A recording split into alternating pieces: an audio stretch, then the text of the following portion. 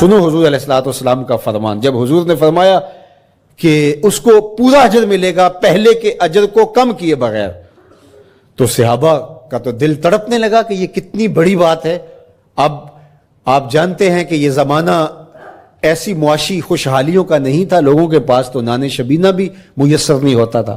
تو صحابہ نے جو سوال کیا، قالوا یا رسول اللہ صلی اللہ علیہ وسلم، انہوں نے کہا اے اللہ کے پیارے رسول صلی اللہ علیہ وسلم، لیسا کلنا یجد ما یفطر الصائم، ہم میں سے تو ہر بندہ یہ طاقت نہیں رکھتا کہ روزہ دار کو روزہ افطار کروا دے.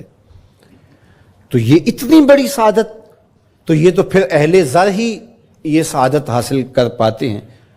ہمارے جیسے لوگ تو پھر جو مال و دولت نہیں رکھتے تو وہ تو پھر یہ سعادت نہیں حاصل کر پائیں گے.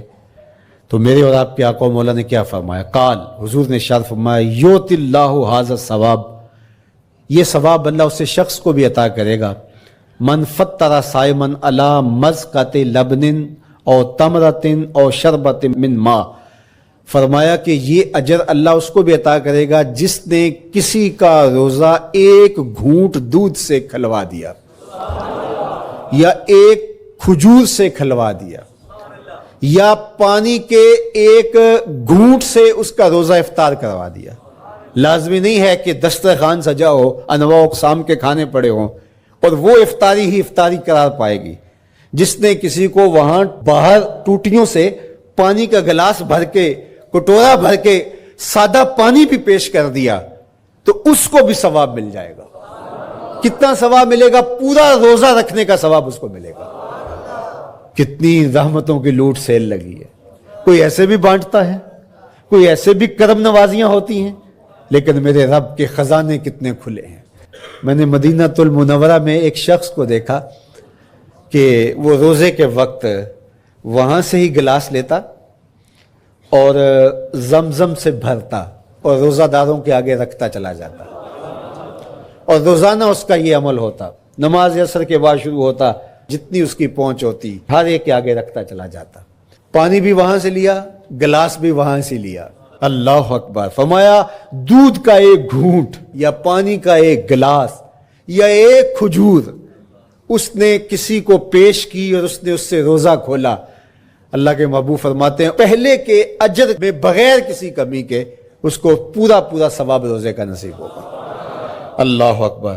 اب سنو، پھر حضور نے ارشاد فرمایا ومن اشبع صائما، اور جس نے صحیح اہتمام کے ساتھ روزے دار کو اچھا کھانا کھلایا، اچھی پرتکلف افطاری دی، سقاہ اللہ من الحوض شربتا لا یظمأ حتی یدخل الجنہ، اس کو حوض کوثر سے ایسا جام ملے گا کہ اس کو کبھی پیاس نہیں ملے گی یہاں تک کہ جنت میں چلا جائے گا.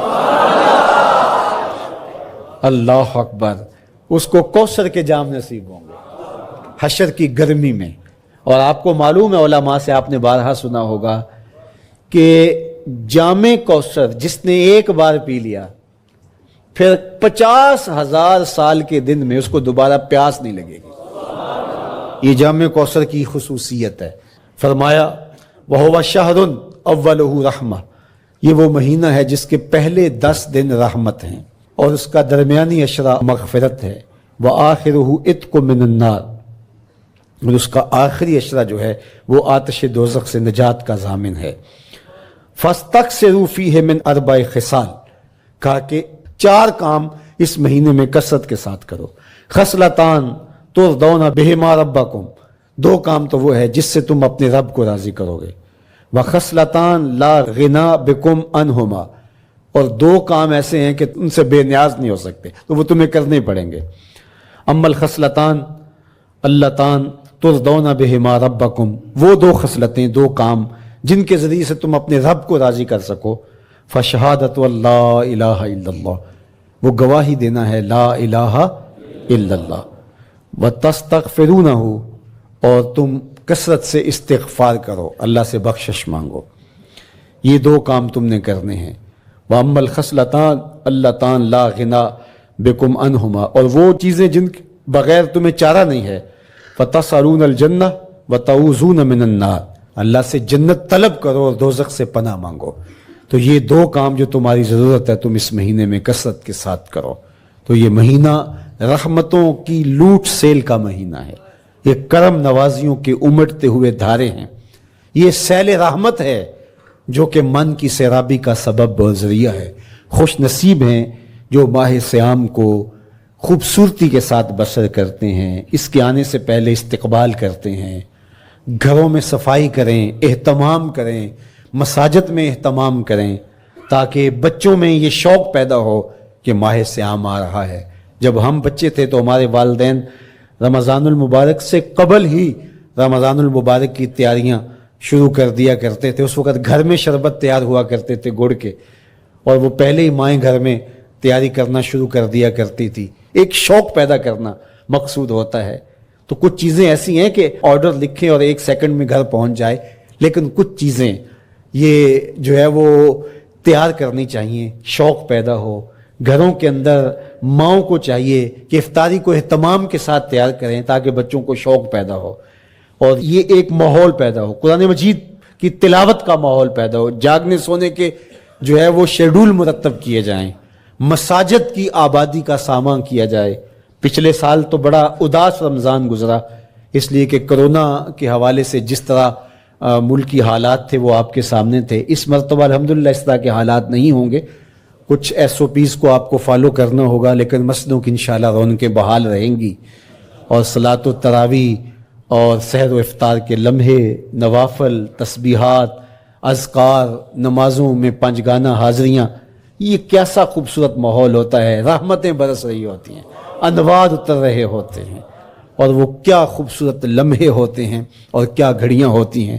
انشاءاللہ امسال مرکز مصطفیٰ کے اندر صلاۃ التراویح کے لیے خاص طور پہ ہم اہتمام کر رہے ہیں۔ میری آرزو تھی کہ جب مرکز کی تکمیل ہو تو پھر رمضان المبارک کا اہتمام کے ساتھ جو ہے وہ ہم انتظام و انصرام کیا کریں گے، چونکہ اس سے قبل بہت سارے تعمیراتی کاموں کی وجہ سے ہم الجھے رہتے تھے، لیکن اللہ کے فضل سے اب مرحلہ اول کی تکمیل ہو گئی اور مرحلہ ثانی کی طرف ہم بڑھنے والے ہیں۔ تو اس رمضان المبارک کے اندر ہمارے لیے بیٹھنے کی جگہ، خواتین کے لیے انتظام، افطار کے لیے، سحر کے لیے، دوستوں کے لیے انشاءاللہ خوبصورت اہتمام ہوگا۔